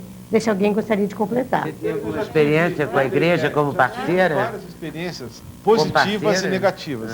Então pegamos esse espectro e trabalhamos esse. Quando se quer entrar em embate, se é correto, se não é, embate filosófico, o trabalho não é legal. Eu queria acrescentar a experiência das católicas pelo direito de decidir, que trabalha com a questão do aborto, por exemplo, com a perspectiva dos direitos. Então, se você tira um pouco a discussão da sexualidade e da reprodução, da arena da subjetividade nesse caso, e passa para a questão dos direitos como direitos humanos, então é uma forma, é um caminho de você estar tendo a igreja como aliada, em alguns momentos. Nós tivemos uma experiência, só para finalizar, quando estava no Ministério da Saúde, nós fizemos um convênio com a doutora Zilda Arnes, da Pastoral. Então, eles desenvolveram uma metodologia chamada Roda de Conversa, que é uma forma de eles discutem vários assuntos, e um dos assuntos é essa roda entre adolescentes, e se discute sobre sexualidade, sobre métodos, e aí nós negociamos até onde eles iriam, mas que é um trabalho muito bem feito, quer dizer, muitos municípios aqui no Brasil que estão nos vendo, quer dizer, provavelmente até participaram desse trabalho chamado Rosa de Conversa, que é levado pela Pastoral. Ok, temos uma pergunta agora do auditório, por favor. Meu nome é Jacinta, eu sou educadora sexual e sou sexóloga. E minha área de atuação é com portador de deficiência na APAE. E o meu questionamento é o seguinte: por que não foi feito nenhum referencial sobre a sexualidade do portador de deficiência mental, viu? Portador de deficiência mental. Eu acredito que dentro dos parâmetros curriculares da educação especial, esse tema também está contemplado, entendeu? Como tema transversal, entendeu? É claro que tem que ser dado, isso eu concordo plenamente com você, que nós não podemos deixar, eles têm direitos também de ter esse conhecimento, né, esse debate. Então, acredito que dentro dos parâmetros curriculares para as ações da educação especial, esse tema também está contemplado, e aí entra todo aquele nosso discurso da capacitação, que vamos ensinar o interesse do aluno e como a gente vai trabalhar com a família. Ok? Agora nós vamos saber quais são as dicas da nossa agenda.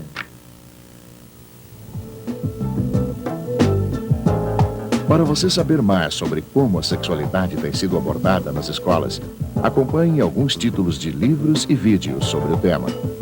Eles servem de apoio às discussões e ao desenvolvimento do projeto educativo de sua escola, além de auxiliarem a reflexão sobre a prática pedagógica e o planejamento das aulas, contribuindo para sua formação e constante atualização profissional.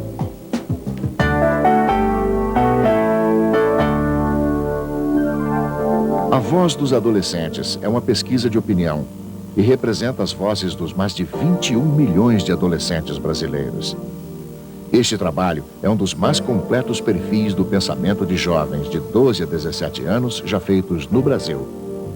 Através dele, é possível se descobrir o que os adolescentes pensam sobre sexualidade, pobreza e violência, trabalho e escola, política, cultura, esporte e lazer.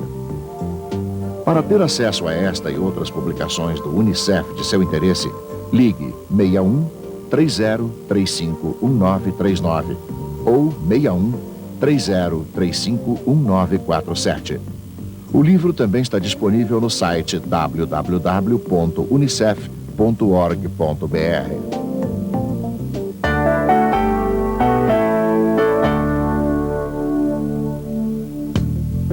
Amor à Vida, um relato de experiências, foi publicado em 1999 e registra o trabalho das Secretarias de Educação, Saúde e Trabalho e Ação Social, com o apoio técnico e financeiro do Fundo das Nações Unidas.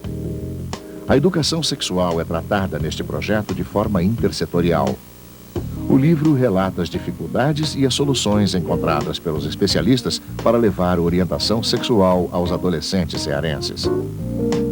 O projeto implantado no Ceará gerou outras publicações destinadas à capacitação dos profissionais envolvidos. Os livros são uma coletânea de manuais destinados a apoiar a experiência do projeto Amor à Vida e ampliar o acesso da população a conhecimentos relativos à sexualidade e à saúde reprodutiva. O objetivo dessas publicações é possibilitar ao cidadão a formação de uma imagem positiva de si mesmo, dos outros e do mundo que o cerca, construindo na sociedade um clima de relações de gênero dignas entre as pessoas, os grupos e as gerações. Essas publicações estão disponíveis através do site da Secretaria Estadual de Saúde do Ceará, www.saude.ce.gov.br.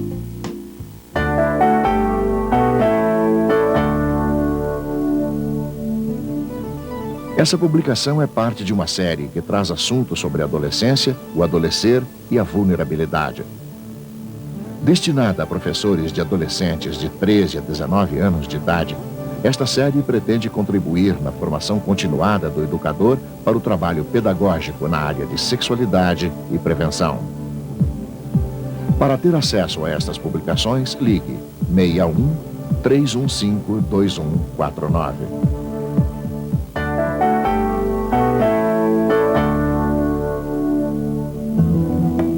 O papel fundamental da educação no desenvolvimento das pessoas e das sociedades aponta para a necessidade de se construir uma escola voltada para a formação de cidadãos.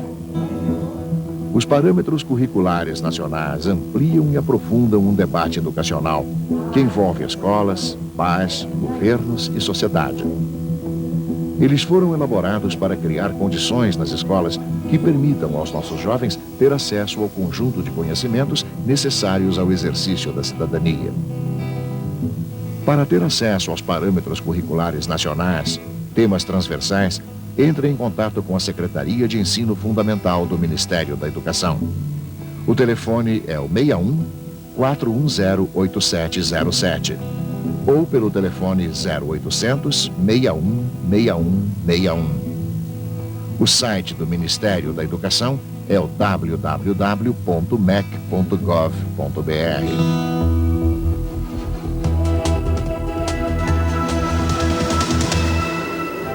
A TV Escola oferece vídeos de alta qualidade que abordam todas as áreas indicadas nos parâmetros curriculares nacionais, inclusive temas transversais. O professor pode usar esses vídeos para promover discussões e ampliar a visão dos alunos. E também para se atualizar ou fazer o planejamento de suas aulas, tornando-as mais atraentes. Todos os programas são reprisados diversas vezes no mesmo dia, possibilitando que sejam gravados com facilidade. Programe-se para gravar e acompanhe os vídeos da TV Escola. Para você se orientar, a TV Escola edita, todos os anos, o Guia da Programação, que contém informações sobre os vídeos já veiculados pelo canal. Se sua escola já tem uma fitoteca, pesquise mais sobre programas que tratam do assunto. Os livros e vídeos que você acabou de ver apontam que a soma de forças de toda a comunidade escolar é a melhor maneira de se promover uma educação de qualidade. Faça bom proveito desse material e colabore para melhorar a educação de nossas crianças e jovens. Vamos continuar com as nossas perguntas? Vamos passar aqui um recado de Francisca Alencar, professora da Rede de Ensino do Estado do Ceará. Está parabenizando a TV Executiva por abordar esse tema. E eu achei curioso aqui que tem o posto de Paraíba do Sul, o teleposto de Paraíba do Sul, no estado do Rio também, está assistindo a teleconferência. E tem umas questões colocadas por alunos de Macaé, teleposto Dr. Télio Barreto em Macaé. Vou juntar todas na mesma questão, só por serem alunos, e porque estão tentando falar a mesma coisa, olha só. Primeira pergunta, em que a gravidez pode prejudicar um adolescente de 14 anos de idade? O que muda na vida desse adolescente? A outra pergunta é, qual é a fase que o ser humano deve iniciar sua vida sexual? Será que o namoro na escola colabora para que os jovens iniciem suas relações sexuais mais cedo? Está efervescente lá em Macaé, né? Está animado, né? Animou lá. Como é que a gente responde? Como é que a gente começa? Eu começar aqui rapidamente. Porque assim, a questão do namoro, nós entendemos que o namoro é um processo legal, correto, dentro do desenvolvimento da nossa sexualidade. O que está acontecendo hoje é que nós estamos pulando etapa. Então, quer dizer, essa coisa do ficar, do namoro, então, o ficar muitas vezes inclui, além de dar uns beijinhos, um abraço, também transar. E, assim, sem conhecer muito, ou sem estar muito tempo com aquela pessoa.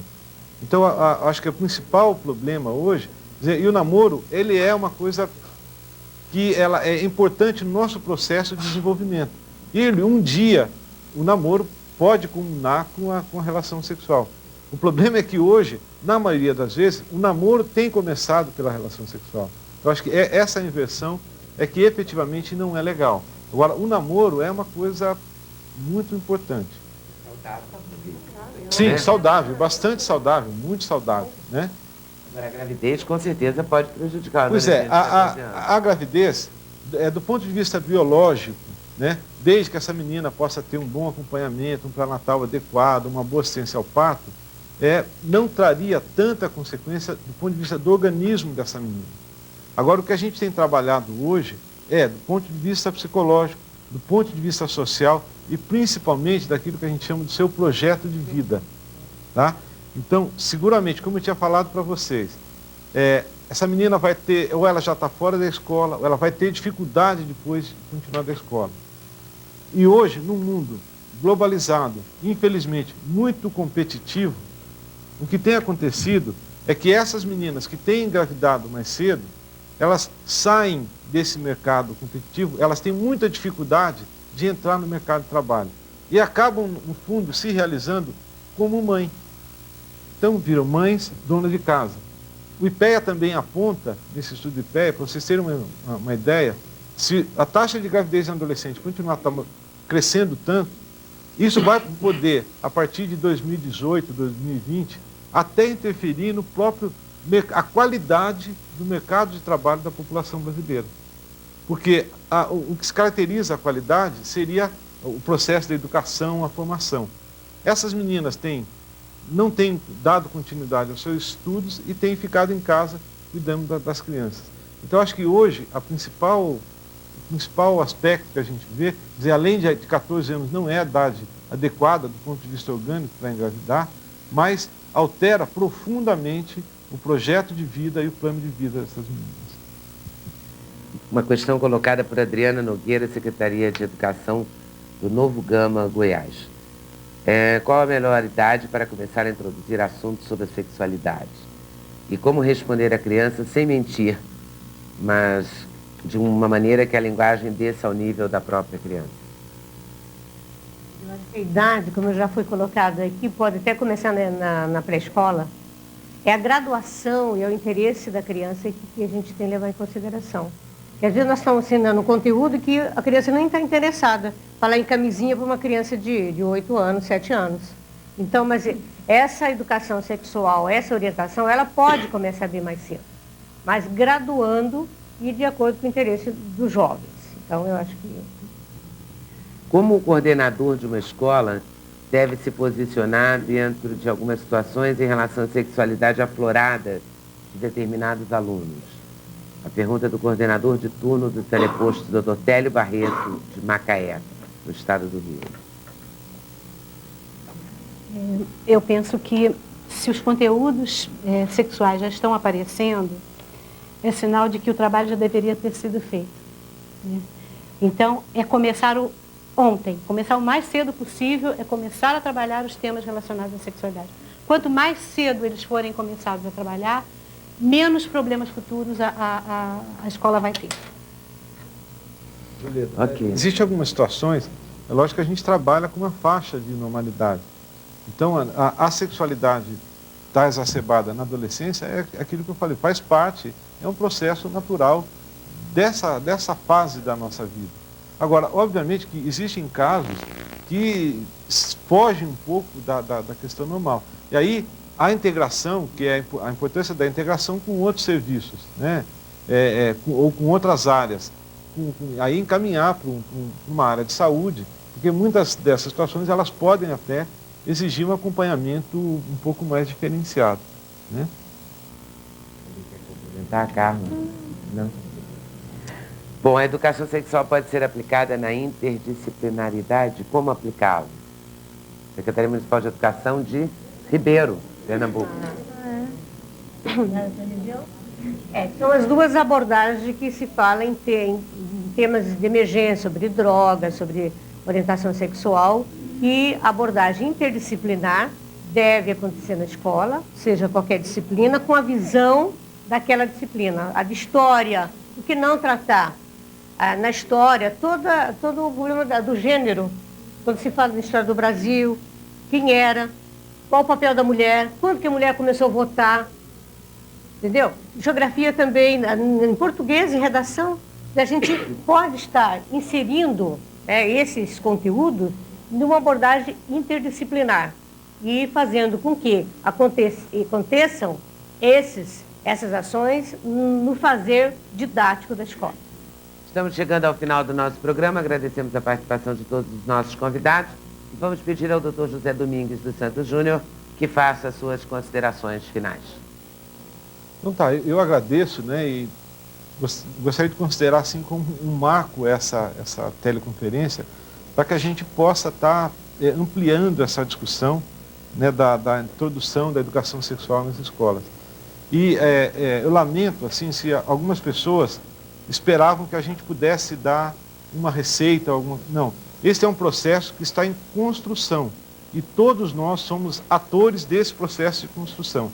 Então, o que eu chamaria vocês é para que nós pudéssemos estar juntos, construindo essa nova característica da educação sexual nas escolas no Brasil. Ok, obrigada. Pedimos agora a coordenadora do programa Papai, Carla Galvão Adrião, que faça as suas considerações finais. Gostaria de agradecer a todas e a todos pela oportunidade, né, de estar aqui podendo falar com vocês, trocar algumas experiências e só frisar a grande importância que é toda vez que a gente tratar da discussão da sexualidade, da reprodução, a gente lembrar de pensar acoplado a isso as relações de gênero. Não esquecer dessas especificidades que os meninos e que as meninas têm, que são diferentes e que é importante trabalhar porque podem gerar desigualdades e sofrimentos também. E dá o site do Papai para quem quiser acessar, é www.fpe.br/papai. Agradecemos também à psicóloga e especialista em educação sexual, Maria Tereza Conforto, e pedimos que faça as suas considerações finais.